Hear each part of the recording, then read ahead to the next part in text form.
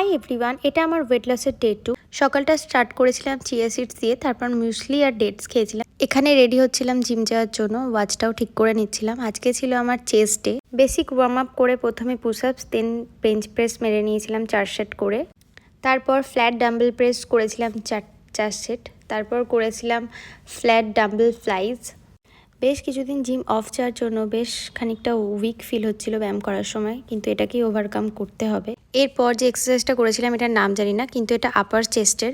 এরপর আজকে আমি করেছিলাম অ্যাপসের ওয়ার্কআউট। কার্ডিও করতে পারিনি কারণ পায়ে ব্যথা ছিল। তো প্রথমেই হ্যাঙ্গিং লেগ রাইজ দিয়ে স্টার্ট করেছিলাম, তারপর করেছিলাম ফ্লাটার কিকস, তারপর করেছিলাম ক্রাঞ্চেস। এগুলো সবই 5 সেট করেছিল।